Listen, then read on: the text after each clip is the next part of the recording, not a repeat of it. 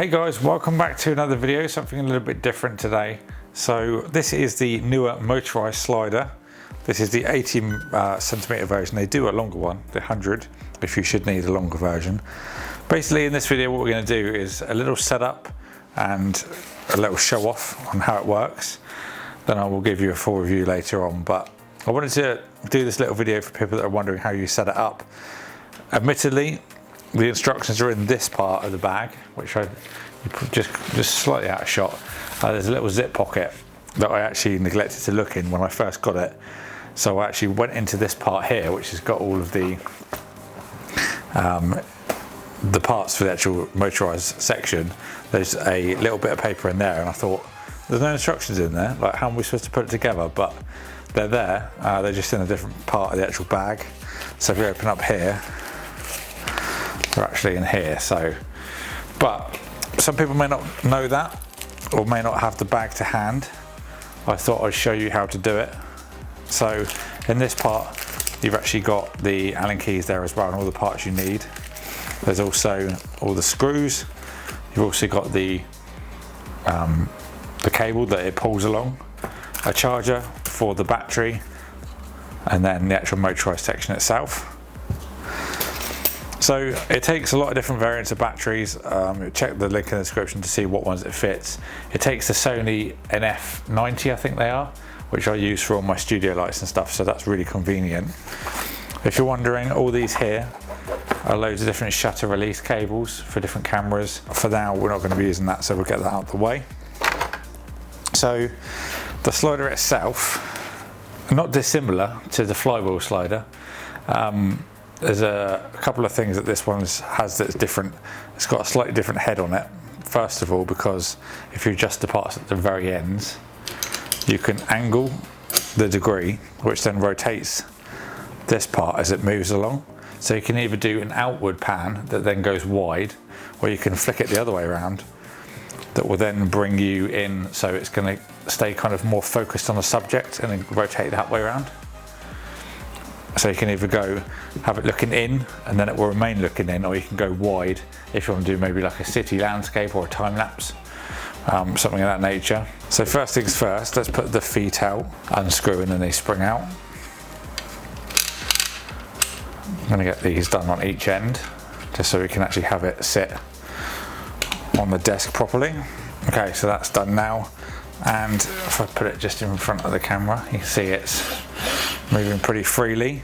Obviously we're going to want it to be motorized, so we're going to add all the parts on. So the first thing we're going to need to do is lock this off, then go to our bag of bits and get out the screws that will mount the electrical motor. So this is here. It uses a teeth system on this side, and then some smooth sections that have got bearings in. A scan QR code on the side that takes you to the store for the relevant Android or iOS device. On the other side we've got where our battery goes. This can then be stuck down with some Velcro to make sure it's not going to fall off when it's in motion. You'll see at the very top, it's a very simplistic design, just literally a power button, LED indicator to show the status, and then a USB port underneath. You can use a power bank to power this. You don't have to use one of the batteries, which is also really convenient. So yeah, shutter cable goes into there. Now this is the battery that's included. I've been charging this on my aperture light, as it's the same mount that the other ones use, so it's nice and handy. There's a few different screws. So the thickest screws, then that's literally going to go on the side here. So I'm going to literally just do that now. It's going to probably be a little bit difficult to do from my angle, because I want to try and obviously film it for you guys. Now, one thing to mention as I do this, as I showed you the case the motorized parts come in, it seems to be a separate entity to the actual slider itself. So they give you spares for the slider. They seem to be like the common parts that go up here and on the legs. And then you've got the set that are in the slider add-on for the motor. So It looks like one of the packs you're not actually going to need, the one that's in the carry bag, as I've got everything I need literally out on the desk, and we've got the entire spare bag untouched with the Allen keys there as well. One side done. Now I can see some people saying, why have you got to deal with this? Well, this comes in at about £200, which is considerably cheaper than most motorised sliders that you find on the market by, you know, at least a half, if not a third of the price of most that I found on Amazon. So I think that it doesn't hurt that you've got to do a little bit of setup for the price you're going to pay. So that's that bit. Let's turn her over. Now at the very ends, we've got some threads here that we're going to be putting the part that the drive goes into. It's actually these ones here. Okay, so this part's a little bit different. We've got some teeth on this side that the belt's going to go into to make sure it's not going to go anywhere. Then this part here, we're going to screw one of the longer ones in down through into this part here. Then that's going to go over the top, and then this shorter one goes, so that's going to go down into there, and then this one the same thing, and then this part will go there, but then screw into the very back, so it creates like a guide, so that part's not going to move, but then when you put the thicker screw in to the very end, it will hold it in place. So you put it through like that, and then these teeth will obviously correspond on the other side and hold it there, so it's not going anywhere. Then we're going to put in the second big thread screw, and then what I'm going to do is put it around the motor and then lock it off. So I'm doing it a little bit of another way to the instruction manual, but I feel that it's not really going to make too much difference. You might just have a little bit of overhang at the end of it. That's all in there. Okay, so down to the motor, you can see the teeth in there. I've left about 10 millimeters of the actual pulley at the other end that's clamped down. We're going to run this down through under the motor, and then I'm going to pull it up through by the little bearings. So it's going to be a little bit tricky, especially trying to do it on camera as well. So that's one side. And then literally going to do the same thing, pulling it up through and back round. There we go. Let's see if you can see that. The camera is very backwards for me at the moment, so apologies for it being a little bit janky.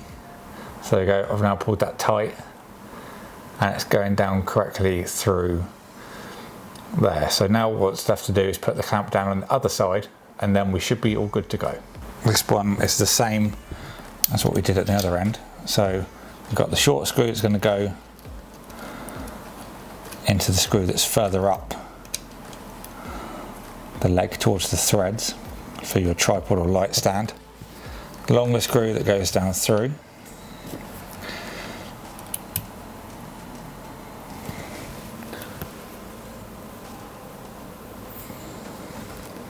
A bit more threading on that one.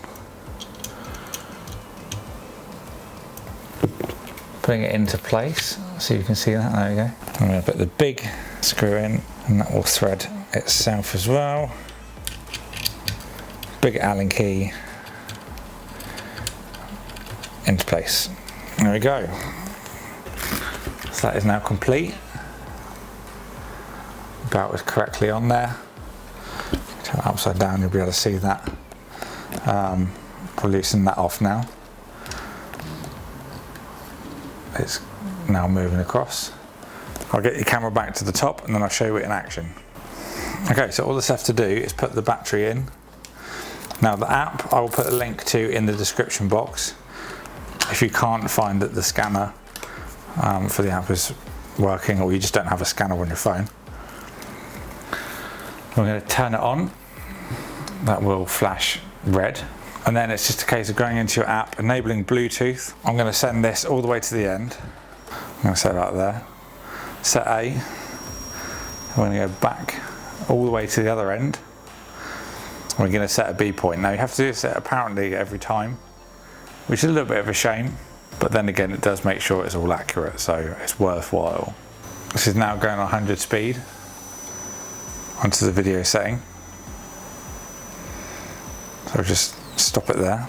And I want to give you a little quick demo of how I said about you can turn the edges. Now that's going to slowly pan left as it moves.